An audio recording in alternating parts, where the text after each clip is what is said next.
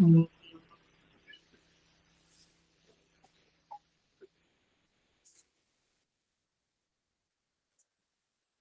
Hmm,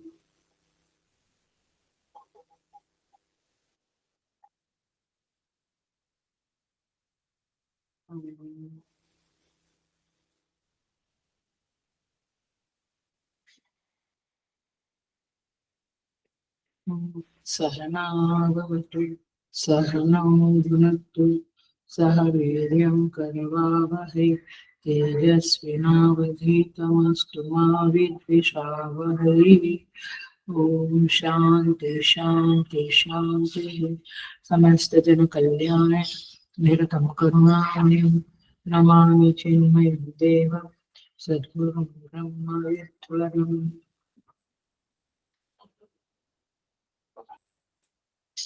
Hari Om. Welcome you all with great love and great respect in this Bhagavad Gita discourses.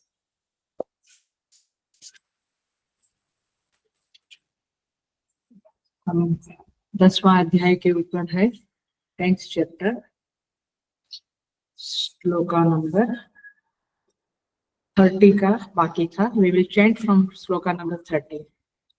प्रह्लादश्चास्मि दैत्यानां कालः कलयतामहं मृगाणां च मृगेन्द्रोऽहं वैनतेयश्च पक्षिणां पवनः पवतामस्मि रामः शस्त्रभृतामहं यशानां मकरश्चास्मि स्रोतसामस्मि जाह्नवी सर्गाणाम् आदिरन्तश्च मध्यं चैवाहमर्जुन अध्यात्मविद्या विद्यानां वादः प्रवदतामहम् अक्षराणाम् अकारोऽस्मि द्वन्द्वः सामासिकस्य च अहमेवाक्षयः कालः दाताहं विश्वतोमुखः मृत्युः सर्वहरश्चाहम् उद्भवश्च भविष्यताम् कीर्तिः श्रीर्वाक् च नारीणाम्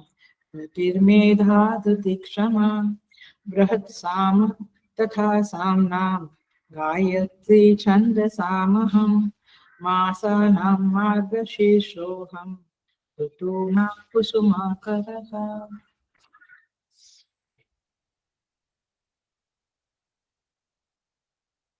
सो 10वां अध्याय विभूति योग. इस अध्याय में भगवान अपनी सारी विभूतियां बता रहे हैं.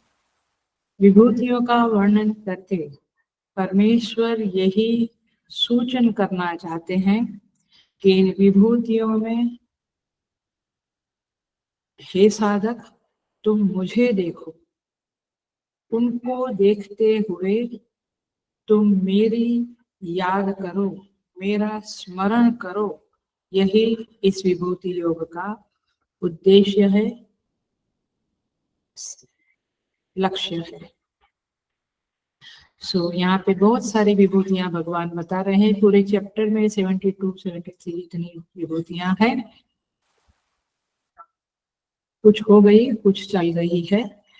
30वां श्लोक, 10वां अध्याय, 30 नंबर का श्लोक. प्रह्लादश्चास्मि दैत्यानां, दैत्यों में मैं प्रहलाद हूँ. कालः कलयतामहं, गणना करने वालों का समय मैं हूँ. मृगाणां च मृगेन्द्रोऽहं, पशुओं में मृगराज सिंह मैं हूँ. वैनतेयश्च पक्षिणां, पक्षियों में मैं गरुड़ हूँ. हमने प्रहलाद, काला और मृगेंद्र इसका देख लिया था. वैनतेयश्च पक्षिणां रह गया था हमारा, याद है. आज हम उसको देखेंगे और फिर आगे भी बढ़ेंगे. 31 नंबर के श्लोक में देख लेते हैं. पवन पवतामस्मि, पवताम माने पवित्र करने वालों में मैं पवन हूँ. पवन माने वायु हूँ. राम शस्त्रभृताम अहम, शस्त्रधारियों में मैं श्री राम हूँ. यशानाम मकरश्चास्मि, यशानाम माने मछलियों में, यशानाम मछलियों में, मकर अस्मि मैं मगरमच्छा हूँ, स्रोतसाम अस्मि जाह्नवी नदियों में मैं भागीरथी गंगा हूँ। इस तरह से भगवान ने अपने को वायु, श्री राम, मकरा और गंगा के नाम से ये विभूतियों में अपने को देखने का हमें आदेश किया है। आइए पहले हम देखते हैं वैनतेयश्च पक्षिणाम। वैनतेय, विनता एक कश्यप मुनि की पत्नी थी। जैसे दीति अदिति, ऐसे कद्रु और विनता ये भी कश्यप ऋषि की पत्नी थी। पिछले क्लास में सारी पत्नियों का उल्लेख किया था और डिटेल भी बताया था। सो यहाँ पे विनता ये कश्यप की पत्नी और उसका पुत्र होने से वैनतेय, जैसे कौशल्या, कौशलेय, सुमित्रा, सौमित्र, तो विनता का पुत्र होने से वैनतेय। पक्षियों में मैं वैनतेय हूँ, माने गरुड़ हूँ। वैनतेय का अर्थ क्या समझना है? गरुड़ हूँ, माने गरुड़ पक्षी सारे पक्षियों का राजा है। जैसे सिंह सारे पशुओं का राजा है, वैसे गरुड़ जी सारे पक्षियों का राजा है। और इसीलिए जहाँ कुछ महिमा है, ऐश्वर्य है, कुछ विशेषता है, वहाँ भगवान अपने को विभूति के रूप में पहचान करा रहे हैं। तो चूंकि ये राजा है पक्षियों का, और क्या क्या है हम देखेंगे, इसलिए भगवान कहते हैं यह मैं वैनतेय हूँ। गुरुत्मान विनता सुतः, गरुड़ भगवान विनता देवी के पुत्र है, ऐसा भगवान शंकराचार्य जी भाष्य में कहते हैं। विनता का नाम रामचरितमानस में भी आता है। कहते हैं, ऐसे कहते हैं गोस्वामी तुलसीदास जी महाराज जी, कद्रु विनत ही दीन दुख। कद्रु जो दूसरी सौतन थी, उनकी सौतन थी, वो विनता को बहुत दुख देती थी। ये जो बात गोस्वामी जी ने लिखी है, ये आपने रामायण नहीं पढ़ा है तो नहीं समझ में आएगा। ये इस सेंस में है कि मंथरा जब कैकेयी, जब राम जी का राज्याभिषेक डिक्लेयर हुआ, तो मंथरा जब कैकेयी के कान भंभेर रही थी, उस समय में वो ये कह रही थी, कद्रु विनत ही दीन दुख। जैसे कद्रु जो विनता की सौत है और जो सर्पों की माता है, वह कद्रु और विनता का एग्जाम्पल देकर मंथरा कहती है, समझाती है कैकेयी को कि देखो कद्रु ने जैसे विनता को कष्ट दिया, जिंदगी भर दुख दिया, वैसे राम जी का राज्याभिषेक होगा तो कौशल्या तुम्हें दुख देगी। तो कुछ न कुछ कह के कैकेयी को ये मंथरा समझा रही थी। तो इसलिए यहाँ पुराणों में ये बातें आती है, पूरी कथाएं है, पूरी कहानियां है। पुराणों को तो हमें पढ़ना ही चाहिए। बहुत बार, हर बार बोलती हूँ, ये चैप्टर पूरा होने तक और भी बोलते ही रहूंगी, क्योंकि बड़ा इजी है। हमारे घरों में रात को पुराने एक पढ़ते थे, दादी माँ खास आग्रह करती थी, बाकी के लोग सुनते थे। बड़ा ज्वाइंट फैमिली था, तो पढ़ना चाहिए। आप लोग घर में कम लोग हैं तो भी एक पढ़े एक सुने, ऐसे थोड़ा थोड़ा पढ़ना चाहिए। एक एक कथा पढ़ो, इतना सारा उन कथाओं में से सीखने को मिलता है। और भगवान शंकराचार्य जी को हम क्या कहते हैं, देखो, भगवान शंकराचार्य जी तो हमसे विद्वान थे, हम उनसे विद्वान नहीं। तो वे भी पुराण के बारे में उनको कैसे कहते हैं हम, श्रुति स्मृति पुराणानाम आलयम करुणालयम नमामि भगवत्पादम शंकरम लोक शंकरम। ऑफलाइन क्लास में हमेशा हम लोग ये चैंट करते थे, श्रुति स्मृति पुराणानाम आलयम करुणालयम। भगवान शंकराचार्य जी को हम संबोधन करते, प्रार्थना करते हैं तो कहते हैं आप स्तुति स्मृति और पुराणों के आलय हो। आलय माने पूरी लाइब्रेरी, पूरा एक घर, एक मकान, माने सारे स्मृति स्तुति और पुराणों का तो आप घर हो, माने सब कुछ आपके अंदर विराजमान है, आपके अंदर सब कुछ सारे शास्त्र विद्यमान है। श्रुति स्मृति पुराणानाम आलयम करुणालयम, और आप कौन हो? करुणा के आलय हो, आप करुणा का स्थान हो, करुणा आप में निवास करती है। नमामि भगवत पादम शंकरम लोक शंकरम। हे भगवत पाद, ऐसी स्तुति करते हुए हम कहते हैं, हे भगवत पाद शंकराचार्य जी, नमामि, हम आपको नमस्कार करते हैं, शंकरम लोक शंकरम, लोक के माने लोगों के मन को शांति देने वाले, शम करोति इति शंकर, शांति देने वाले आप भगवत पाद शंकर हो, और हम आपको नमस्कार करते हैं। शंकर भगवान ज्ञानियों के राजा कहे जाते हैं, ज्ञानियों के गुरु कहे जाते हैं। सो इन दैट सेंस भगवान शंकराचार्य को ये प्रार्थना है। कहने का तात्पर्य है कि पुराणों में पुराण भी पढ़ना चाहिए। तो वेदांत पढ़ने के बाद लोग कहते हैं हम उपनिषद पढ़ते हैं ना, गीता पढ़ने की जरूरत नहीं, ऐसा नहीं सोचते, ये गलत फहमियां है। सो यहाँ पे कहते हैं पक्षियों में, पक्षी का अर्थ होता है जो उड़ने वाले हैं उसे पक्षी कहते हैं, जो जमीन पे है उसे पशु कहते हैं, और जो पानी में है उसे जलचर कहते हैं। सो यहाँ पे कहते हैं मृग, हाँ, वैनतेयश्च पक्षिणाम, ये गरुड़ भगवान विष्णु के वाहन है, हम सब जानते हैं, और अथाह शक्ति संपन्न है, तीव्र गति से उड़ान करने वाले हैं। और क्या है, भगवान के नित्य पार्षद के रूप में भी गरुड़ जी का नाम है। उनका, भगवान का काम उसके बिना चलता नहीं है, जैसे अपना काम गाड़ी के बिना चलता नहीं है, वैसे गाड़ी नीचे ही रहती है बंगलों पे। सो इस तरह से वैनतेय शब्द का अर्थ है। और एक उनके बारे में बड़ी सुंदर कथा है, रामचरितमानस में उत्तरकांड में आप जाएंगे तो वहां पे काकभुसुंडी जी का प्रसंग है। ये काकभुसुंडी जी के ये गरुड़ जी शिष्य थे। मैंने काकभुसुंडी जी कौन थे? कौवा है, काकभुसुंडी जी कौवा थे। कौवा तो एक तामसिक पक्षी है, और गरुड़ तो राजा है। लेकिन बड़ी रोचक कथा है, शॉर्ट में कहती हूँ। माने जब एक बार राम लक्ष्मण जी को युद्ध में मेघनाद ने नागपाश में बांध दिया। अब भगवान को पाश में बांध दिया तो उनको वो पास छुड़वाना तो है, तो नागपाश है। अब क्या करे? तो नारद जी तो ग्रेट है, नारद जी ने गरुड़ जी को फोन किया, बोला इमरजेंसी है, आ जाओ।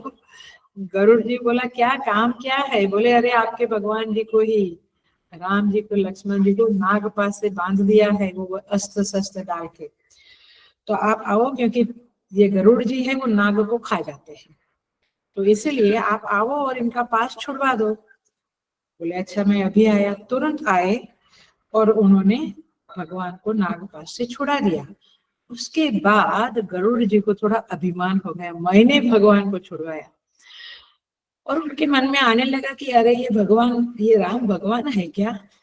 क्योंकि ये तो यदि भगवान होते तो मेरे जैसे की सहाय लेने की क्या जरूरत है, माने मैं उनका पास छोड़ूं, यही सारे जीवों का पास छुड़वाने वाले, मोक्ष देने वाले हैं। तो इस तरह से थोड़ा मोह हो गया, अज्ञान हो गया। और फिर उन्होंने वो नारद जी को पूछा, उन्होंने, नारद जी बोला इसका आंसर तो मैं नहीं दूंगा, तुम ही जाओ, क्योंकि रामचरितमानस के मानस में जो काकभुसुंडी जी का प्रसंग है, आप काकभुसुंडी जी को ही गुरु मानो और उन्हीं से आपका मोह नष्ट होगा। गए काकभुसुंडी जी के पास, शर्म तो बहुत आती थी क्योंकि राजा है और एक कौवा जैसा पक्षी, उनके पास जाके ज्ञान लेना, लेकिन गए और फिर काकभुसुंडी जी ने उनको उपदेश दिया शिष्य के रूप में। गरुड़ जी उनके चरणों में बैठे और गरुड़ काकभुसुंडी जी ने कथा कही, और उसके बाद उस राम जी की कथा से उनका मोह नष्ट हुआ। तो इस तरह से ये वैनतेय च पक्षिणाम, ये गरुड़ जी की कथा है। गरुड़ जी जब उड़ते हैं तो उनके पंखों से स्वतः सामवेद की ऋचाएं ध्वनित होती है। ये भी एक बहुत बड़ी बात है। इनकी पंखों से सामवेद की ऋचाएं ध्वनित होती है, मतलब उनके पूरे अस्तित्व में ये वेद कितना भरा पूरा होगा आप समझ सकते हैं। सो संपूर्ण पक्षियों के राजा है, भगवान के भक्त है और भगवान की विभूति है। तो इस तरह से यहाँ पे भगवान के वाहन के रूप में गरुड़ जी का वर्णन आता है। आगे बढ़ जाते हैं हम। पवनः पवताम् अस्मि। देखिए, पवन माने वायु और पवताम माने पवित्र करने वालों में मैं पवन हूँ, वायु हूँ, ऐसा यहाँ पे कहते हैं। बहुत ही सिंपल है लेकिन फिर भी हमें समझना है थोड़ा सा। कैसे समझे? माने जब वायु बहती है, अभी ठंड है ना, तो कभी कभी वॉकिंग में जाते हैं तो ऐसे पवन का स्पर्श होता है, वायु का स्पर्श होता है, तो आपको क्या सोचना है? भगवान का स्पर्श हो, क्योंकि वायु भगवान की विभूति है। तो इस माने मूल बात तो यही है, समझ में आए? किसी भी तरह से ये ना के ना प्रकारेण आप भगवान की स्मृति करो, आपको भगवान याद आने चाहिए। क्या है? आप बच्चे के लिए कुछ कुछ बनाते हैं लेकिन बच्चा भी साथ में याद आता है ना, ऐसे वायु भी बहती है, उसका स्पर्श भी महसूस होता है और उसके साथ साथ परमात्मा का भी स्मरण करो। इसे हमेशा का वृक्ष को देखो, उसको भी देखो, वैसे वायु का स्पर्श पाओ, जब पाते हो परमात्मा को याद करो। तो वायु भगवान क्यों कहते कि मैं पवन हूँ? क्योंकि पवन से निरोगता आती है, माने वायु, हवा, ऑक्सीजन, उससे निरोगता आती है और वायु सबको पावन करता है। मिट्टी, जल, अग्नि, ये भी पवित्र करने वाली चीजें हैं। मिट्टी से भी पहले, अभी तो ठीक है साबुन आ गया, पहले मुझे याद है कि मिट्टी से ही बर्तन साफ करते थे। और अग्नि अग्नि तो सब मैल को निकाल देती है, सुवर्ण भी उसमें 14 कैरेट वाला हो जाता है। और जल, पानी भी हमको सफाई कर देता है। तो ये सब कुछ पवित्र करने वाली चीजें हैं। बट वायु क्या है? बिना विकार किए, बिना विकार उत्पन्न किए पवित्र करता है। माने कुछ भी उसमें विकार हमारे अंदर, जो भी जिसको भी पवित्र करता है उसमें विकार नहीं आता है। और दूसरी बात है, तो वायु की एक विशेषता क्या है? जितने वेग वाले पदार्थ है, अर्थात पृथ्वी पर एक घड़ी भी जमकर नहीं टिकते हैं। एक ही उड़ान में 7 समुद्र की प्रदक्षिणा वायु कर लेता है। मैंने वायु का एक उड़ान का तीव्र गति है। और वायु से, हवा से हमारी जीवन रक्षा होती है, प्राण वायु। तो ये बिना वायु के मनुष्य को चलता नहीं है, हमारा प्राण टिकता नहीं है। घोर गर्मी है, उसमें वायु शीतलता देती है। और सुगंधित फूलों की जो महक है, उसको वायु एक से दूसरी तरफ ले जाने में मदद करती है। वायु के कितने सारे गुण हैं ये हम देख रहे हैं। माने ये सब चीजें जब जीवन में होती है तो आप उस वायु के रूप में परमात्मा को याद करो। और अपने प्रभाव से दुर्गंध और दूषित पदार्थों के विष को दूर कर देती है। हम घर में सपोज थोड़े दिन बाहर गए और आए तो पहले एसी, फैन सब चालू कर देते हैं। क्यों? क्योंकि वो दूषित वायु है, वो हट जाते हैं, दूषित पदार्थ हट जाते हैं। सो पवतान, पवित्र करने वाले, और वेगगामी, ये भी अर्थ होता है, वेगगामी पदार्थों में मैं वायु हूँ। ये मन कैसा है? अर्जुन क्या कहता है? चंचलम भीमना कृष्णा समाधि बलवदृढ़ं तस्याहं निग्रहं मन्ये वायोरीव सुदुष्करम्। जैसे वायु का निग्रह करना दुष्कर है, ऐसे मन का निग्रह करना बड़ा दुष्कर है, ऐसा अर्जुन कहते हैं। तो मतलब कि वायु बहुत ही जबरदस्त है, का निग्रह करना कठिन है, और इसीलिए यह भगवान की विभूति कहलाता है। शीतल मंद सुगंधी पवन भगवान की विभूति है। इस जगत में सर्वाधिक स्वतंत्रता जिस किसी को है तो वायु को है, उसको कोई रोक नहीं सकता है। तो स्वतंत्रता ही पवित्रता है, ये सच है। और इस सेंस में भगवान वायु को अपनी विभूति कहते हैं। सो वायु में स्टेगनेंसी नहीं है, बंधियार नहीं है, प्रवाहित होता रहता है और इसीलिए पवित्र कहलाता है। और एक बात और समझ लेवे, जितनी पवित्रता होती है इंसान में उतनी ही उतनी ही उसके अंदर ट्रांसपेरेंसी होती है। अटेंशन प्लीज, ये बहुत हमारे अंदर के खजाने को टटोलने वाली बात है। अंदर किस तरह की सब चीजें पड़ी है हमारे मन में, हृदय में, तो जितना व्यक्ति ट्रांसपेरेंसी वाला है, ट्रांसपेरेंट है, उतना पवित्र है। साधु संत महात्मा, जो सच्चे महात्मा लोग है, वे कपट नहीं रखते, उनके अंदर बाहर अलग अलग नहीं होता है, वे ट्रांसपेरेंट होते हैं, जो भी है कह देते हैं। तो तात्पर्य ये है कि ट्रांसपेरेंसी, जो पारदर्शिता है, वही पवित्रता है और पवित्रता में ही पारदर्शिता है। सो इस तरह से पवनः पवतामस्मि। आगे बढ़ जाते हैं। राम शस्त्रभृता अहम। भगवान कहते हैं कि सारे शस्त्रधारियों में मैं भगवान राम हूँ। अर्थात आप कभी किसी भी शस्त्र को या अस्त्र को देखें तो उसमें भगवान को देखो, भगवान का स्मरण करो। ऐसे पीपल के वृक्ष को देखते हुए हम वासुदेव का स्मरण करते हैं। ऐसे शस्त्र अस्त्र माने इवन आपका चाकू से हम बटाटा काटते हैं, सब्जी काटते हैं, तो चाकू को देखते हुए किसका मैंने एक भी जगह छोड़ी नहीं भगवान ने कि आपको स्मरण करने को तकलीफ हो गई। आप कहेंगे अरे हम खाना बनाते समय कहा, वो चप्पू है ना, वो भी शस्त्र है एक प्रकार का, आप उसको उसमें भगवान को देखो काटते हुए। चप्पू से जब काटते हैं तो भगवान का स्मरण कर लो। नहीं तो भी इसलिए हिंदू धर्म बहुत अच्छा है। I really love it. बहुत माने मुझे बहुत सम्मान है, क्योंकि हमारे धर्म में हर एक क्रिया करते हुए परमात्मा का स्मरण करने के मंत्र है।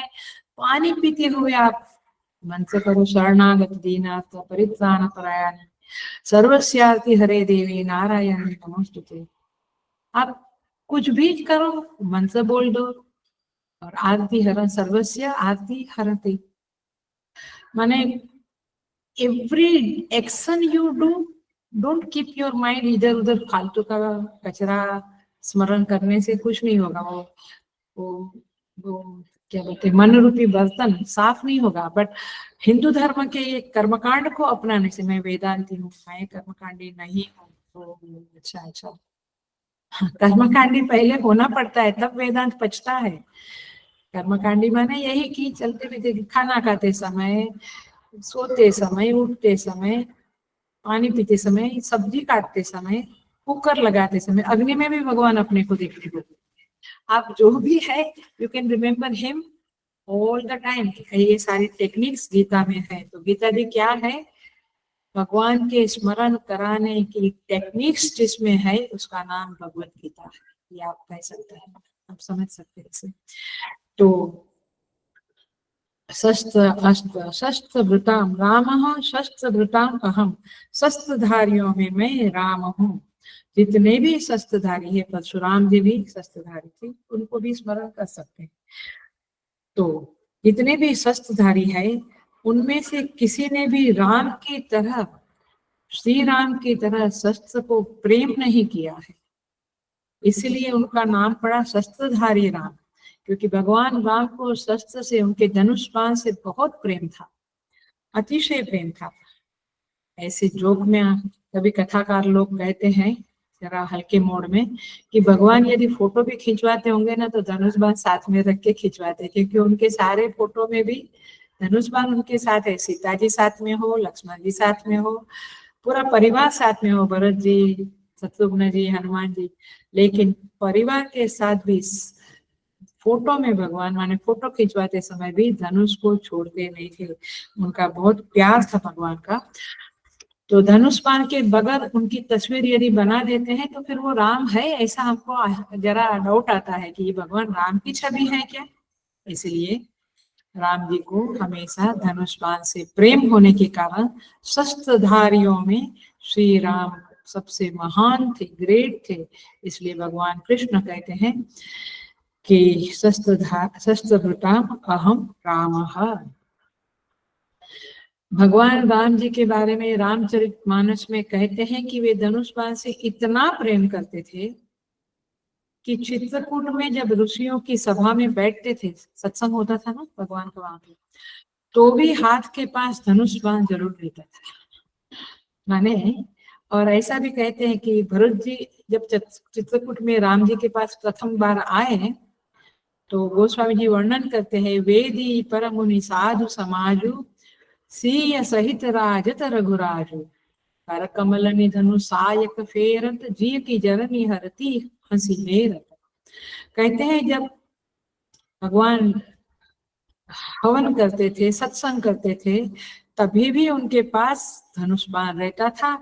और जब भरत जी आए, माने देखिए राम जी तो धनुष बाण रखते थे हमेशा, कृष्ण भगवान ऐसा कुछ नहीं कि हमेशा साथ में, उनका कहीं आसक्ति ही नहीं था। माने राम जी को आसक्ति था ऐसा नहीं, बट उनका प्रेम था। भगवान कृष्ण के हाथ में तो कुछ भी नहीं, वृंदावन में जो बांसुरी थी वो भी जब इधर आए तो छोड़ दिया, तो मैंने द्वारिका में छोड़ दिया। तो अनासक्ति बहुत थी श्री कृष्ण में, चाहे गोपियां हो, नंद बाबा हो, यशोदा हो, माता यशोदा हो या बांसुरी हो, सब कुछ छोड़ सकते थे भगवान, तो छोड़ दिया था। ये उनके लीलामृत में उनका चरित्र में दिखता है। तो वे लीला पुरुषोत्तम थे। राम जी ने केवल 2 बार अपना धनुष बाण छोड़ा था, पूरी रामायण पढ़ो केवल 2 बार।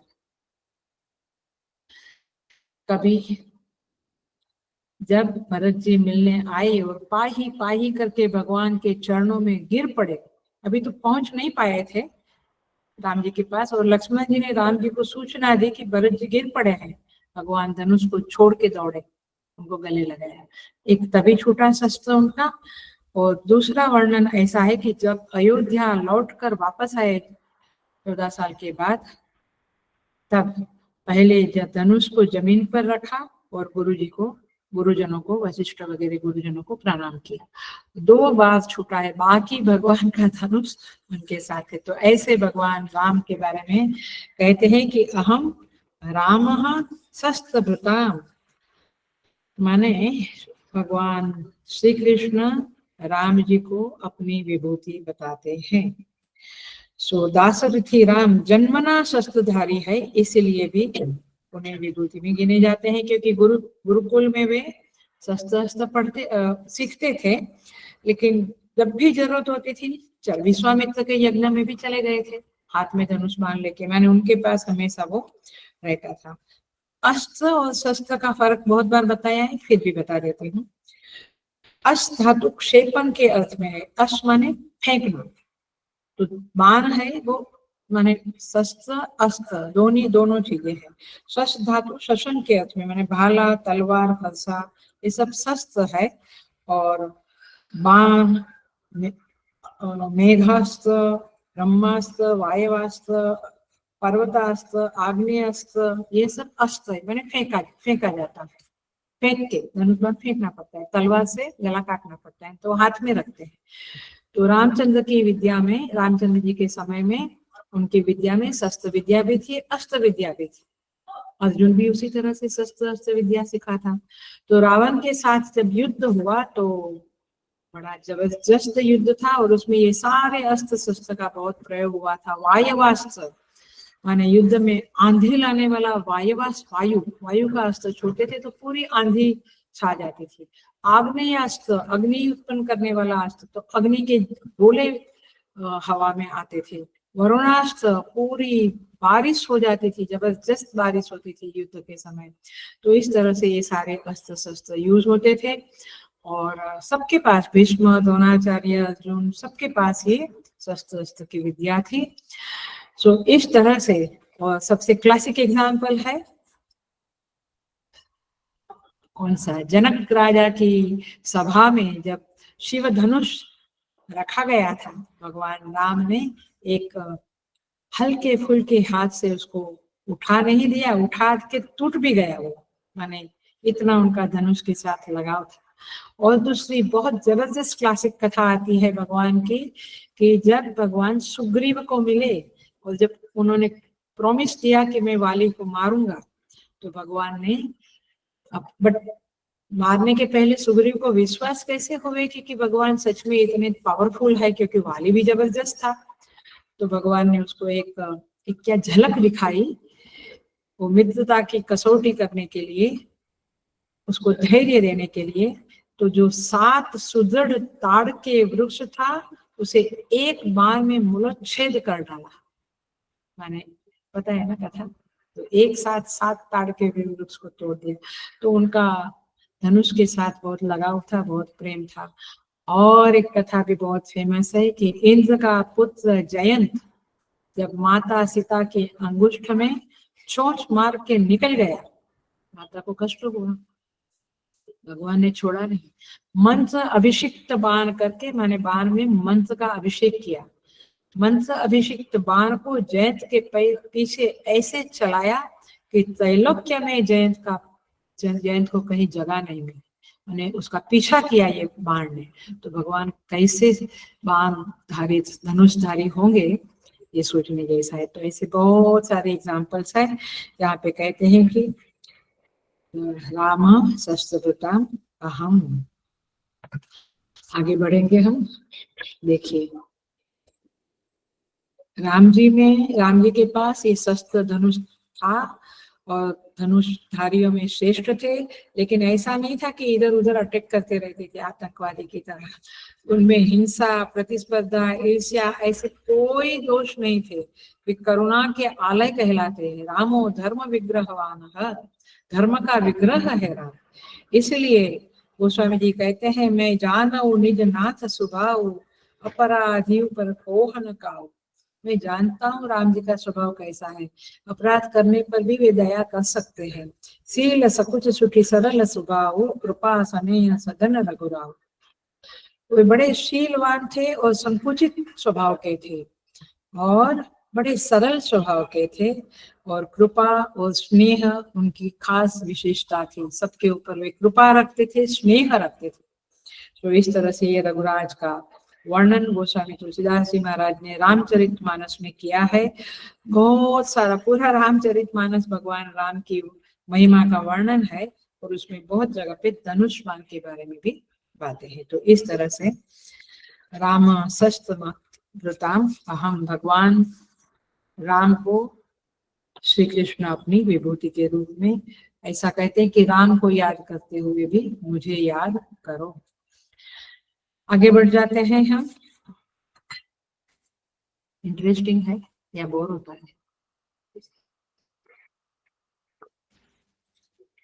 सिंपल सिंपल है, लेकिन 11वां अध्याय भी सिंपल सिंपल होगा, उसमें थोड़ा बहुत है समझने जैसा, बट 12वां 13वां ये सब जबरदस्त गहरे अध्याय है। Enjoy now. यशानाम मकरश्चास्मि, यश शब्द का अर्थ है मछली, तो मछलियों में मैं मकर हूँ। वैसे तो मछली अलग है, मकर अलग है, बट चूंकि दोनों जलचर है, तो इन दैट सेंस भगवान ने कहा कि मछलियों में मैं मकर हूँ। मैंने मकर को भी एक प्रकार की मछली की जाति सी समझ लिया, शामिल कर दिया। भगवान भाष्यकार लिखते हैं, मत्स्यादि नाम मकाराः जाति विशेष, जल में रहने वाली मछलियों में जो मगर जाति है वह मैं हूँ। अब भगवान क्या क्या अपने को पता। भगवान ने इस दुनिया की कोई चीज छोड़ी नहीं, ताकि आप जहाँ देखो, जहाँ जहाँ नजर हमारी ठहरे, यादी भरी से आप नहीं। कभी कलापी करके गुजरात की कविता के बहुत बड़े हो गए।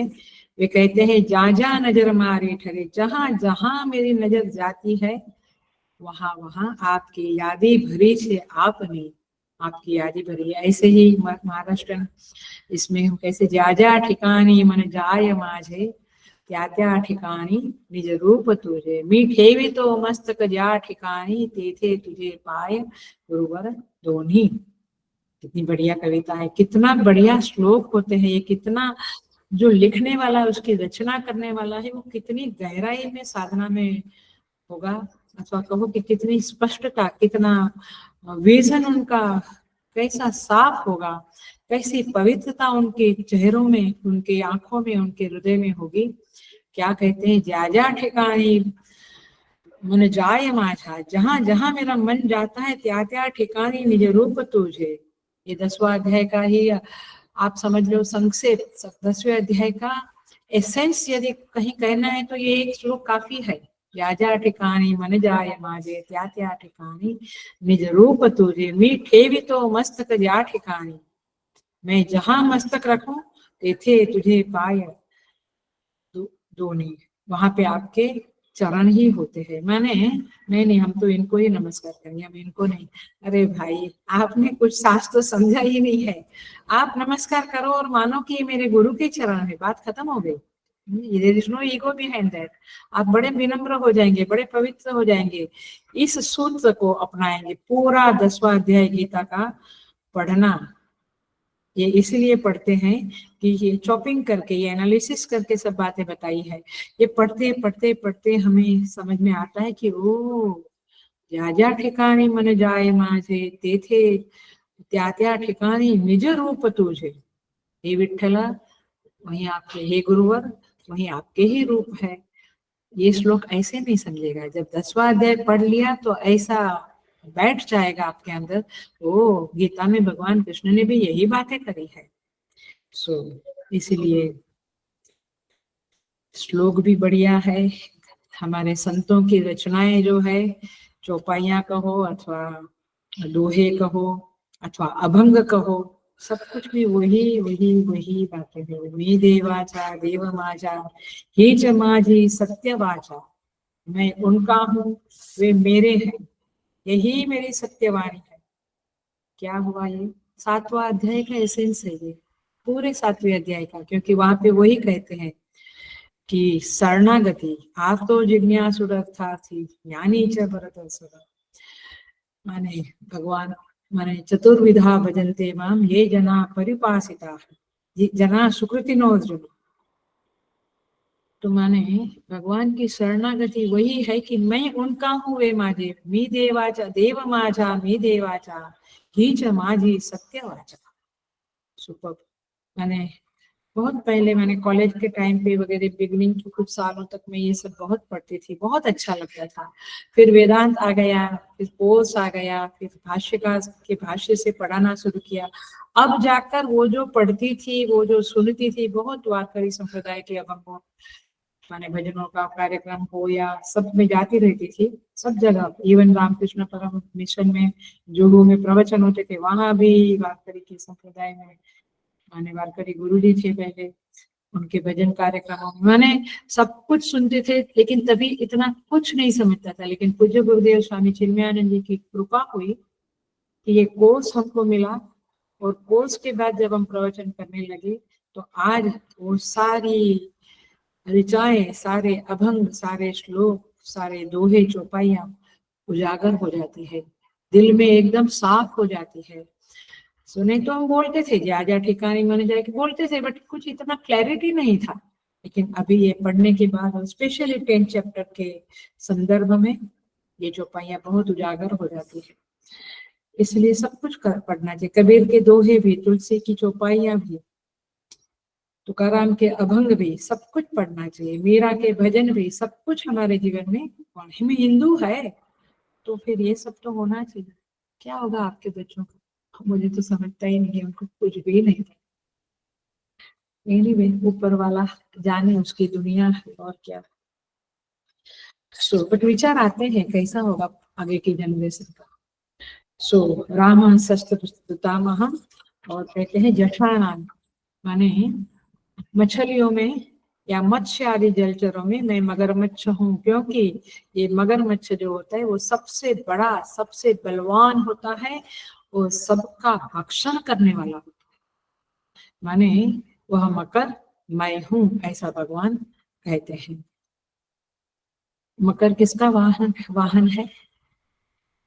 गंगा जी का। अपने पवई में जो अपना हेडक्वार्टर है CCMT, सेंट्रल चिन्मय मिशन ट्रस्ट, वहां पे आप जाएंगे तो जगदीश्वरा मंदिर है, जगदीश्वर भगवान वहां विराजमान है, शिव भगवान का रूप है, बहुत प्यारा है, बहुत प्यारा विग्रह है, मूर्ति बहुत बहुत ही अट्रैक्टिव है। और शिवरात्रि के दिन तो लाखों लोग दर्शन करने को आते हैं।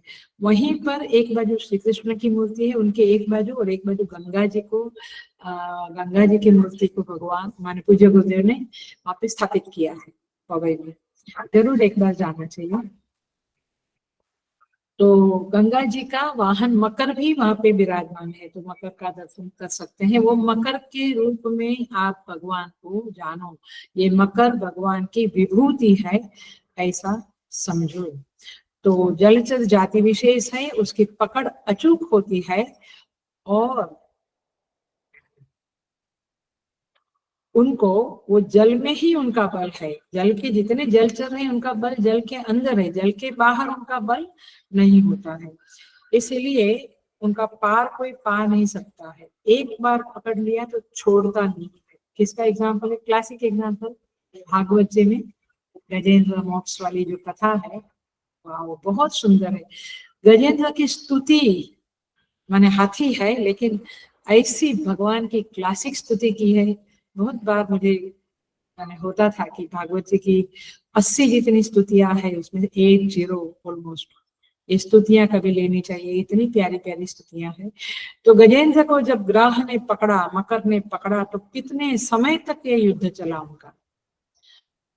आखिर में राह ने छोड़ा नहीं उसका पैर को, माने मकर ने गजेंद्र के पैर को छोड़ा नहीं, चलता रहा युद्ध। आखिर में गजेंद्र ने भगवान की स्तुति की, स्मरण किया, भगवान चक्र सुदर्शन लेकर आए और ग्रह का उद्धार किया, अर्थात उसको मार डाला और गजेंद्र का रक्षण किया, उसका उसको बचाया। तो इस तरह से सारी कथाएं भी है और सारी सारी बातें भी है। गजेंद्र मोक्ष के ऊपर बहुत बड़ा ग्रंथ भी है, बहुत सारे ग्रंथ है, क्योंकि गजेंद्र मोक्ष जो है वो 7 दिन में हमारे मिशन में हमारे स्वामी जी लोग, हम लोग सब पहले जब ज्ञान यज्ञ बहुत करते थे उस समय में किसी भी सोसाइटी में गए 5-50 लोग इकट्ठे हुए, गजेंद्र मोक्ष का 7 दिन पे प्रवचन कर दिया, तो तभी हम लोग लेते थे और बहुत अच्छा लगता था। सो गजेंद्र मोक्ष अच्छा अच्छा स्तुति है। आगे बढ़ते हैं। जशानाम मकरश्चास्मि स्रोतसामस्मि जाह्नवी, गंगा मैया अपनी स्रोतसाम माने नदियों में, मैं जाह्नवी माने गंगा हूँ। इस तरह से भगवान साक्षात भगवती गंगा मेरी विभूति है, ऐसा भगवान श्री कृष्ण इस श्लोक में कहते हैं। गंगा जी के बारे में तो क्या बतावे, माने भगवान के चरण कमल से, माने नारायण भगवान के चरण कमल से जाह्नवी की उत्पत्ति हुई थी, और वो द्रवीभूत होकर, भगवान कहते मैं ही द्रवीभूत होकर गंगा रूप से प्रवाहित हो रहा हूँ। अथवा झन्नु मुनि की कन्या होने के कारण उसे जाह्नवी कहते हैं, और विष्णु के पैर के अंगूठे से उत्पन्न होने के कारण गंगा कहते हैं, और इवन शंकर भगवान ने उसको धारण किया था क्योंकि उसका वेग इतना जबरदस्त था कि पृथ्वी पे वो पछाड़ जाए, मैंने पृथ्वी को पछाड़ देगी करके भगवान शंकर ने उसे अपनी जटा में धारण किया था। और भगीरथ ने बहुत भगीरथ प्रयत्न करके हिमालय से मैंने गंगा मैया को अवतरित किया, मैंने अवतरित हुई थी उसको, उसमें उसके जो भाई लोग मर गए थे, तो उसको ऐसा कहा गया कि गंगा जी को अवतरण करो तो फिर आपके भाई जीवित रहेंगे, ये कथा सबको पता है। तो फिर उन्होंने भगीरथी को हिमालय से यहाँ बुलाया और बहुत सारी तपस्याएं की, फिर उनका बल, उनका वेग धारण करने को शंकर भगवान को प्रसन्न किया, फिर भगवान शंकर ने जटा में धारण किया, झन्नु ऋषि को प्रसन्न किया। तो इस तरह से इसे भागीरथ ने बहुत मेहनत की, इसलिए गंगा जी का और एक नाम है भागीरथी। तो इस तरह से सारे नाम है भागीरथी, गंगा, जाह्नवी। तो स्रोतसामस्मि जाह्नवी, देखिए अपने उद्गम स्थान हिमालय से लेकर सागर में मिलने तक अबाधित गति से चलती हुई गंगा का जल सबको शीतलता और पुण्य प्रदान करता है। गंगा में नहाने से पुण्य मिलता है, मानो या ना मानो, बट शास्त्र की बातें श्रद्धा पूर्वक सुननी चाहिए, समझनी चाहिए और माननी भी चाहिए। इसलिए हम लोग हरिद्वार जाते हैं, अथवा हरिद्वार, ऋषिकेश, उत्तरकाशी जाते हैं। वाह, उत्तरकाशी तो बोलने से ही प्रसन्नता होती है, क्योंकि हमारे परम गुरु तपोवन जी महाराज का वो स्थान है। वहाँ 40 साल वे रहे और वहाँ जहाँ वे रहे वहीं पे अपना तपोवन आश्रम है। और हम लोग 2 साल पहले गए थे। सिद्धबाड़ी में पूज्य गुरुदेव का समाधि है, जहाँ अभी गए थे।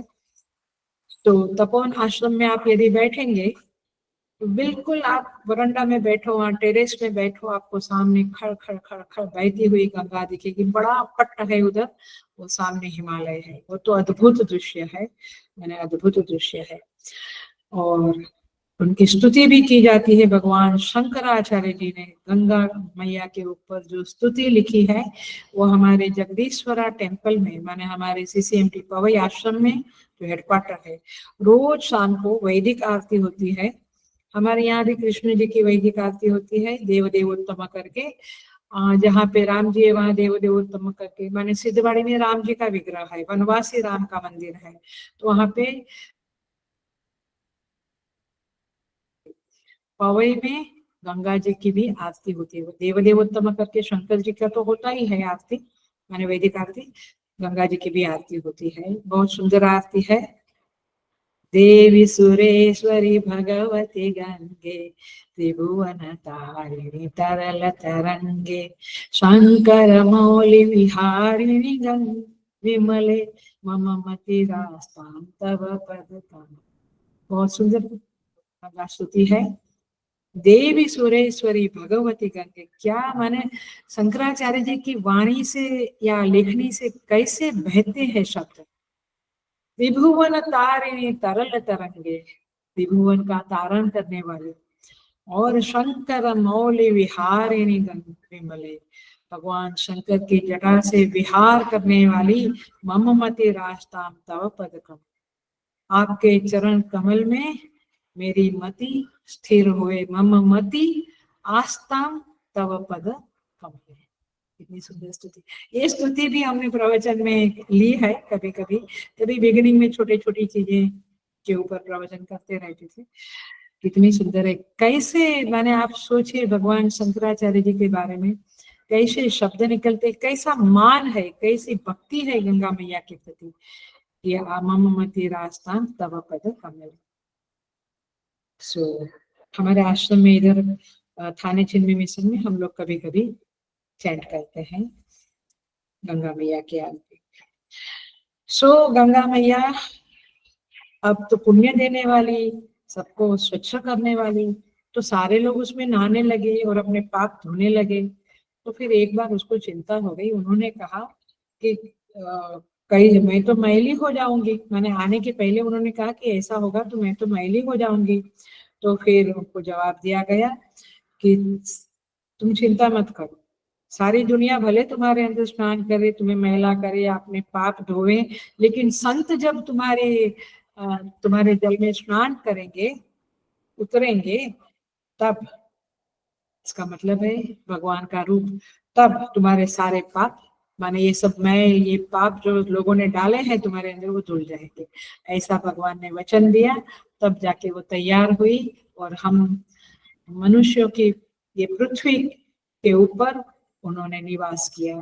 तो ये सब बातें पुराणों की है, इसकी बहुत गहरी गहरी गहरे गहरे इसके मीनिंग है। लेकिन पुराण पढ़ने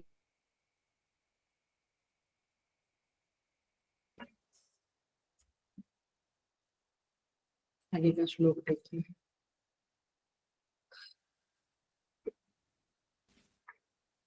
सर्गाणाम आदिः अंतः च मध्यम च एव अहम अर्जुन। भगवान कहते हैं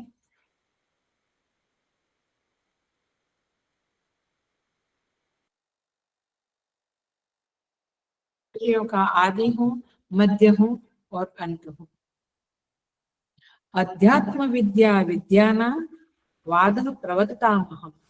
और सारी विद्याओं में मैं अध्यात्म विद्या हूँ, माने सारी विद्याएं तो है ही, बट यदि अध्यात्म विद्या है, आप अध्यात्म विद्या पढ़ रहे हैं, सुन रहे हैं, बोल रहे हैं, तो आप क्या समझो, आप भगवान का ही वर्णन कर रहे हैं। वादः प्रवदतामहम्, और ये प्रवदताम माने परस्पर विवाद करने वालों का तत्व निर्णय के लिए किया जाने वाला वाद मैं हूँ। मैंने आदि मध्य अंत में हूँ सृष्टि का, अध्यात्म विद्या में हूँ और वाद मैं हूँ। अब देखते हैं इसका कितना कर सकते हैं, इसमें देखेंगे। सर्गाणाम माने जो सर्ग माने सृष्टि, सृष्टि माने जो सर्जन होता है, जो कुछ भी उत्पन्न होने वाली चीज है, भैया अब तो भगवान ने पूरा पकड़ ही लिया, क्योंकि जो भी चीज उत्पन्न होती है उसका आदि मैं हूँ, मध्य मैं हूँ और स्थिति मैं हूँ और अंत भी मैं। मध्य मैं हूँ माने उसकी स्थिति मैं हूँ, अंत। अब एक घड़ा उत्पन्न हो, घड़ा का उत्पन्न होने के समय भी मैं ही हूँ, मुझे ही देखो, उसकी स्थिति में भी मुझे, माने अपन जब मटके से पानी भर पीते हैं तो मटके को देखते हुए किसको देखना है। आई अब कहाँ छोड़ा भगवान ने, हर चीज में हम भगवान को देख सकते हैं यदि हम साधना करें, प्रैक्टिस करें। और गीता उस तरह से पढ़े कि मुझे गीता माता ने जो बताया है उसका पालन करना है, उसको प्रैक्टिकल करना है, तो आपको ये बहुत बढ़िया मिलेगा। तो जो भी उत्पन्न होता है और अंत, मटका टूट गया तो बस वो भगवान इस रूप में अब अदृश्य हो गए, बस ऐसे सोचना है। सो ये बात भगवान ने पहले 20वें श्लोक में भी कहा था, अहम आदिश्य मध्यम च, माने मैं जीवों का आदि हूँ, मध्य हूँ, अंत हूँ।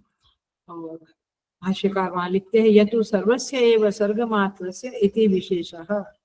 ये पहले जीवों के बारे में कहा था, अब सृष्टि के बारे में कहते हैं। तो इस तरह से वहां पे हमने वो देखा है सब कुछ। We'll not go into the Vedantic detail. भगवान कहते हैं अध्यात्म विद्या विद्यानां, अध्यात्म विद्या माने समस्त विद्याओं में मैं अध्यात्म विद्या हूँ। देखो जरा सा देख लेते हैं।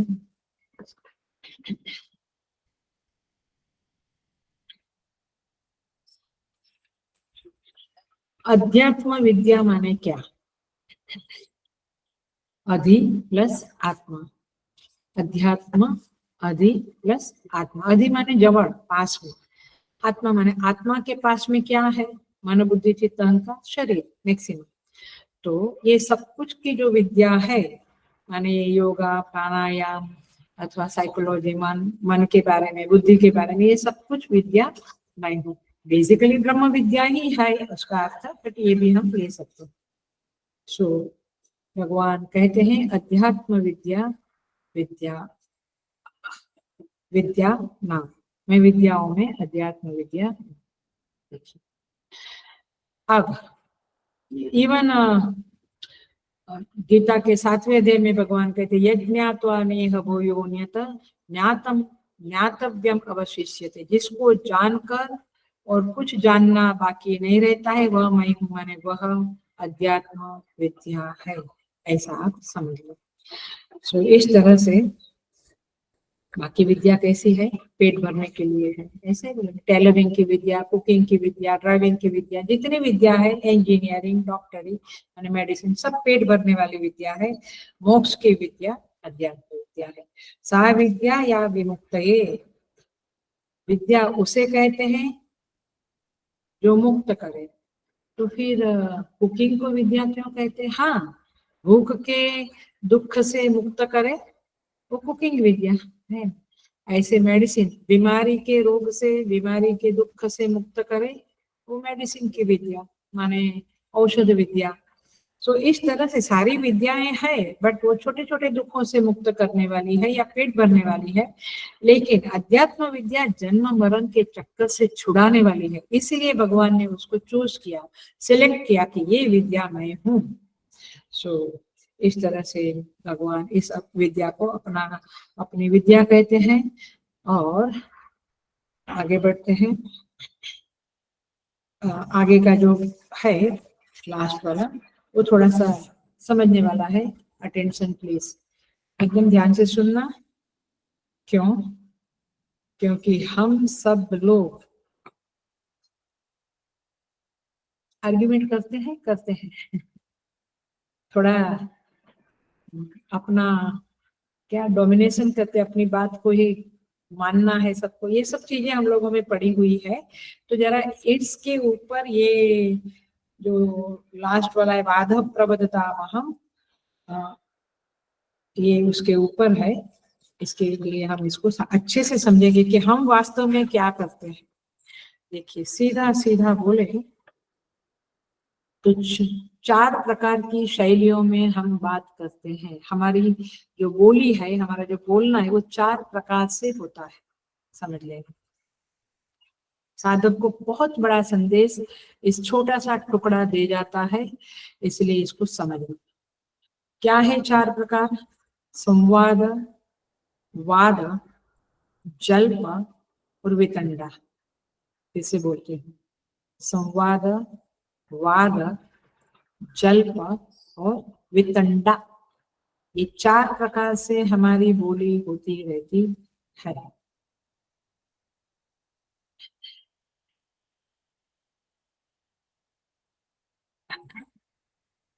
अब ये चारों चीजें क्या है वो हम देखेंगे। पहला देखते हैं संवाद।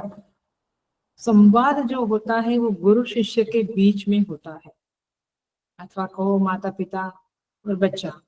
माने यहाँ पे कोई बड़ा है कोई छोटा है, तो गुरु बड़े हैं शिष्य छोटा है। तो संवाद गुरु शिष्य के बीच में होता है। संवाद का अर्थ होता है निर्णय हेतुत्वात्, निर्णय होता है। माने संवाद में एक गुरु के पास एक निर्णय होता है, और गुरु उस बात को शिष्य को बताता है कि this is the fact, this is what is a right thing. यानी गुरु के पास एक पक्का कन्विक्शन होता है बात का, और शिष्य में क्या होता है? शंका होती है। तो शिष्य पूछता है और फिर गुरु उसको समझाते हैं। तो शिष्य के लिए, शिष्य में जिज्ञासा है, शंका है, लेकिन उसके पास अपना कोई मत नहीं है, उसकी अपनी कोई समझ या कन्विक्शन या बुद्धि नहीं है, माने अपना कोई मत नहीं है। तो भगवत गीता में जो घटा है श्री कृष्ण एंड अर्जुन का, उसको संवाद कहते हैं, उसको वाद जल्प वितंडा नहीं करते। तो अर्जुन के मन में बोलने वाले के प्रति अत्यंत श्रद्धा है, माने जो पूछता है, जो जिज्ञासा करता है, शंका करता है, वो जिसको पूछता है उसमें श्रद्धा रखनी चाहिए, तब जाकर ये संवाद होगा। नहीं तो बहुत बार हम देखते हैं कि गुरुजी बैठे होते हैं, कोई कुछ पूछता है, फिर वो व्यक्ति ही गुरुजी से आर्ग्यूमेंट करने लगता है। गुरुजी जब कुछ बताता है तो वो संवाद नहीं है। संवाद में ये है कि शिष्य ने पूछ लिया, फिर गुरु उसको समझाते हैं, उसको समझो। आप पूछो कुछ, बट उनसे आर्ग्यूमेंट करना तो फिर वो संवाद नहीं रहेगा। अर्जुन तो क्या क्या पूछता है, काम गतिम कृष्ण गच्छति। अर्जुन पूछता है 6ठे अध्याय में, आपको याद होगा कि जो लोग साधना करते हुए, योग करते हुए मृत्यु को प्राप्त करते हैं, तो अगले जन्म में उसकी क्या गति होगी। भगवान कहते हैं श्री शुचि नाम श्रीमताम गेहे अथवा योगी नाम कुले धीमता। माने योगी के कुल में या पवित्र श्रीमंत कुल में उनका जन्म होगा। तो ये प्रश्न जो पूछता है, तो भगवान ने कहा तो ऐसा नहीं कहते हैं। ऐसा क्यों? क्योंकि भगवान के पास कानून की जानकारी है, ये जगत कैसे चलता है उसके नियम भगवान जानते हैं। तो काम गतिम कृष्ण गच्छति, ये पूर्व पक्ष वाली बात नहीं है, ये प्रश्न है सिंपल, एक साधक के मन में आया हुआ प्रश्न। कच्चिन्नो भय विभ्रष्ट, कहते हैं कि क्या वो बादल की तरह नष्ट हो जाएगा? भगवान कहते हैं नहीं, बिल्कुल नहीं होता। सो इस तरह से छिन्ना भ्रमिव में नश्यति ना, भगवान कहते हैं ऐसा नहीं। अर्जुन कहते हैं चंचलम ही मन कृष्ण प्रमाथि बलवदुरम। भगवान तस्याहम निग्रहम मन्ये वायोरिव सुदुष्करम। आप कहते हैं कि मन को कंट्रोल में करो, लेकिन प्रभु वो सरलता से बताता है कि ये तो वायु को निग्रह करने जैसा है, ये मन बड़ा चंचल है, प्रमाथी है, बलवत है, दृढ़ है, कैसे करूं मैं। और कभी अर्जुन कह देता है तदेकम पद निश्चित्य येन श्रेयोहम आपनुयम लोकेस्मिन् द्विविधा निष्ठा पुरा प्रोक्ता मया नघ। हे भगवान, आपने तो सांख्य योग और कर्मयोग के बारे में बताया, आप मुझे एक बात क्लियरली बताइए। ये पूछना है, ये प्रश्न है, ये जिज्ञासा है, इसे कहेंगे संवाद। और फिर भगवान जो कहते हैं वो सुनता है, समझता है, समझने की कोशिश करता है। उसका अपना कोई मत नहीं होता है। माने हम शिष्य हैं तो पूछो, 100 बार पूछो, लेकिन अब आपका कोई मत रख कर पूछना ये बात नहीं है। यदि अपना कोई मत रख कर पूछता है तो फिर वो जल्प वितंडा वगैरह में आएगा, हम देखेंगे, वो संवाद ही नहीं रहता है। और अपनी कोई बात गुरु से मनवाता भी नहीं है, नहीं तो ये अपनी बात गुरु से मनवाते हैं, वो बात अलग होती है। तो ये संवाद है। अब वाद की स्थिति कुछ अलग होती है। वाद क्या है? दोनों अपने अपने मत को समझाना चाहते हैं। वाद किसको कहते हैं? वाद प्रवदतामहम। तो वाद कहते हैं दोनों को अपना अपना मत है, और कुछ कसौटियां होती है, कुछ प्रत्यक्ष आदि प्रमाण का आधार होता है, और इस तरह से आधार पर वाद होता है, पता है ना। तो दोनों व्यक्ति के विचार की शैली होती है, और फिर तीसरा कोई होता है जो ये दोनों की बातें चर्चाएं सुनता है और फिर उसके ऊपर मत देता है, और अर्थ निर्णय होता है। इसलिए भाष्यकार लिखते हैं अर्थ निर्णय हेतुत्वात् वादः। कुछ मीनिंग उसका वो डिस्कस करने के बाद कुछ कंक्लूजन पे पहुंचते हैं लोग। संवाद में क्या है? गुरु बताता है, शिष्य समझने की कोशिश करता है। लेकिन वाद में क्या है? दोनों पावरफुल है, दोनों का अपना अपना मत है, और फिर दोनों डिस्कस करते हैं। किसके आधार पे? मत तो है अपना, बट अपने सिद्धांत को समझाने के लिए श्रुतियों का आधार लेते, स्मृतियों का आधार लेते, पुराणों का आधार लेते हैं, लॉजिक युक्ति लगाते हैं, न्याय वैशेषिक सब युक्ति लगा के फिर डिस्कशन होती है। और अर्थ निर्णय हेतुत्वात्, कुछ निर्णय निकलता है, तब उसे कहेंगे वाद। भगवान कहते हैं ये वाद मैं हूं। देखिए आपको एक क्लासिक एग्जाम्पल देती हूँ, याद होगा। मंडन मिश्रा जी और शंकराचार्य जी के बीच में कल ही आई थिंक ऐतरेय में ये बात आई थी। मंडन मिश्रा के पास भगवान गए थे, वो बात आई थी, भगवान शंकराचार्य जी। तो उनका दोनों का, क्योंकि मंडन मिश्रा जी पूर्व मीमांसा वाले थे, शंकराचार्य जी उत्तर मीमांसा वाले। अब कौन पलड़ा भारी है ये अपने अपने मत रखते थे। बहुत डिस्कशन हुई और बाद में मंडन मिश्रा जी हार गए, और फिर उन्होंने संन्यास धर्म का स्वीकार किया, अंगीकार किया, दीक्षा शंकराचार्य जी से ही ली। क्योंकि ऐसा ही होता है, जब बड़े बड़े लोग शास्त्रार्थ करने बैठते हैं तो जो हारता है वो जीतने वाले के पक्ष में हो जाता है फिर। और फिर उन्होंने भगवान शंकराचार्य जी से संन्यास दीक्षा लेकर सुरेश्वराचार्य जी बने। पद्मपादाचार्य जी, हस्तामलकाचार्य जी, सुरेश्वराचार्य जी। तो इस तरह से भगवान भाष्यकार के बहुत बड़े शिष्य बने, और उन्हीं को हम वार्तिककार कहते हैं। इस तरह से निर्णय करने में जो हेतु बनता है, इसीलिए उसे वाद कहते हैं। और भगवान इसीलिए कहते हैं कि वाद मैं हूं, क्योंकि कुछ निर्णय होता है। अब यहाँ पे एक बात को समझना चाहिए कि संवाद तो गुरु और शिष्य में होता है, वाद में दोनों ही फ्रेंडली है, माने एक उम्र के है, काइंड ऑफ, वो दोनों विद्वान है, दोनों एक से एक बढ़कर है। तो इस तरह से वहां पे वाद होता है, चर्चा होती है। और लेकिन इसलिए हमें समझना ये है कि यदि कोई बड़े हैं उन लोगों से वाद नहीं करना, क्योंकि कोई बड़ा विद्वान है, हम थोड़ा सा कुछ सीखा है, तो उनसे वाद करने की, उसको वाद नहीं बोलेंगे। इसलिए भगवान शंकराचार्य के साधन पंचकम में कहते बुद्ध जने वाद परित्यज्यता। जो बुद्धिमान लोग हैं उनसे वाद ना करे, क्योंकि हमारी बुद्धि कितनी है हम जानते हैं। तो साधक को निर्देश है कि विद्वान लोगों के साथ वाद करना, बहस करना छोड़ दो, उनसे संवाद करो। ये सीख हमको मिलती है, ये टीचिंग हमको यहाँ पे मिलती है।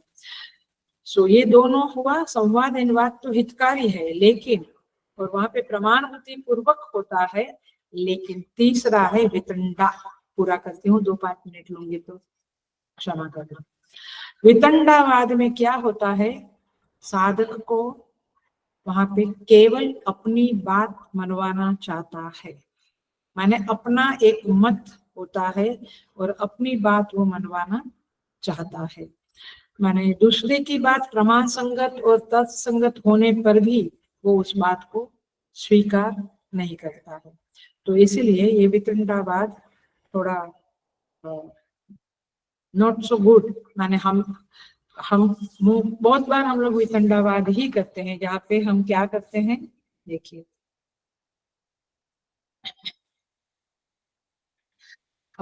एक होता है जल्प। हाँ, जल्प में क्या होता है, ये भी हम लोग करते हैं। मैंने हम लोग चारों प्रकार से करते हैं, वाद, संवाद, जल्प, वितंडा। तो जल्प किसे कहते हैं, जिसमें स्वपक्ष स्थापन होता है और साथ साथ परपक्ष खंडन होता है। माने मैं कुछ जो कहता हूँ वो सही है, उसका हम स्थापन करते हैं, मेरे मत का मैं स्थापन करता हूँ। What I say is right। अरे बट बताओ कैसे, तो कुछ युक्ति बताया, कुछ एग्जाम्पल बताया, कुछ शास्त्रोक्त बात करके उसका उदाहरण करके हम अपनी बात को पक्का करने के लिए, अपनी बात दूसरे को मनवाने के लिए प्रयत्न करते हैं, और साथ साथ दूसरा जो बात करता है हमसे उसका खंडन करते हैं, माने अच्छी तरह से खंडन करते हैं। तो परपक्ष खंडन भी किया जाता है, स्वपक्ष स्थापन किया जाता है, उसे जल्प कहते हैं। किंतु वितंडा में क्या होता है, आप केवल परपक्ष का खंडन खंडन खंडन करते हो, आपको अपना कोई मत नहीं है, स्वपक्ष नाम का कोई चीज, अपना कोई सिद्धांत नहीं है। You just want to cut, मैंने दूसरे को खाली खंडन करते रहना, उसकी बात को खंडन। अच्छा भाई तू ऐसा क्यों बोलता है, तो you don't have any logic, any युक्ति, एनी दृष्टांत विथ यू। लेकिन जल्प में क्या है, अपना मत है, अपने पास कुछ युक्तियां है कि हम अपने मत को स्थापित करें। Are you getting all the four things? तो इस तरह से, बट एक बात और समझ ले कि छल, जल्प में और वितंडा में छल का प्रयोग होता है, थोड़ी चालाकियां होती है, थोड़ा युक्तियां होती है, छल होता है, और उसके फलस्वरूप क्या होता है, तत्व का निर्णय नहीं होता है, क्योंकि छल का प्रयोग हुआ ना, तो तत्व का निर्णय, तो सत्य प्रकट नहीं होगा। वाद में सत्य प्रकट होता है, एक डिसीजन प्रकट होता है, और संवाद में भी तत्व निर्णय होता है। इसलिए गुरु को शिष्य को सब समझाता रहता है, वहां पे छल की गंध मात्र नहीं होती है। इसीलिए वाद परमात्मा का स्वरूप है, लेकिन जल्प और वितंडा से तो क्रोध होता है, ईर्ष्या होती, हिंसा होती, अभिमान उत्पन्न होता, और वाद से तो सत्य का निर्णय होता है, कल्याण मार्ग में सहायता होती है। इसलिए जल्प और वितंडा त्याज्य है। हरिओम। Hello, attention please. हम लोग यदि ये वाद, ये जल्प और वितंडा करते हैं, तो आज से ही उसे छोड़ देना चाहिए। वाद इज द ग्रेट थिंग, जहाँ पे कुछ प्रमाण है, जहाँ पे कुछ सत्य का निर्णय हो जाता है, तो वह वाद ठीक है। नहीं तो गुरुजनों से संवाद करो, प्रवचन सुनो, विचार करो, वो ग्राह्य है। लेकिन जल्प एंड वितंडा त्याज्य है। इसीलिए ये दोनों छोड़ देना चाहिए, और इंसान को, मनुष्य को वाद का अथवा संवाद का ही सहारा लेना चाहिए। वादे वादे जायते तत्वबोधः, बोधे बोधे निर्मलम ब्रह्म रूपम। बहुत सुंदर ग्रंथों में कहा है, जो गौड़ ग्रंथ है उसमें ये बात आती है, वादे वादे जायते तत्वबोधः। वाद करते हैं तो तत्वबोध उसमें से होता है, और बोधे बोधे जायते निर्मलम ब्रह्म रूपम, आपका हृदय निर्मल होता है। लेकिन वितंडा और जल्प से तो मन कलुषित होता है, और मन खराब होता है और फिर उससे दोस्ती भी टूटती है और कुछ हमारा कल्याण नहीं होता है। तो इसलिए साधक वृत्ति के व्यक्ति को इस बात को पहचान लेना चाहिए कि जल्प और वितंडा का करते करते वो परिवर्तित होकर मन को कलुषित करता है, तो उससे बचना चाहिए, उससे उपराम हो जाना चाहिए और वाद की संस्कृति, वाद कैसे करना ये सीखना चाहिए। ये यहाँ पे हमें आदेश है। और विषय से भटक कर जो हम चर्चाएं करते हैं वो समय की बर्बादी है, मन की कलुषितता बढ़ती है, ये सब छोड़ देना चाहिए। इसलिए वाद प्रवधता हम बहुत बढ़िया टुकड़ा है प्रैक्टिकल लाइफ के लिए, हमारे जीवन की। मुझे लगता है every day we can practice this टुकड़ा इन आवर लाइफ। तो इस तरह से यहाँ पे हम 32 नंबर का श्लोक पूरा करते हैं। वेडनेसडे के दिन 33 नंबर के श्लोक में प्रवेश करेंगे। हरिओम। ओम पूर्णमद पूर्णमिदं पूर्णात् पूर्णमुदच्यते पूर्णस्य पूर्णमादाय पूर्णमेवावशिष्यते। ओम शांति शांति शांति। हरि ओम। श्री गुरुभ्यो नमः। हरि ओम।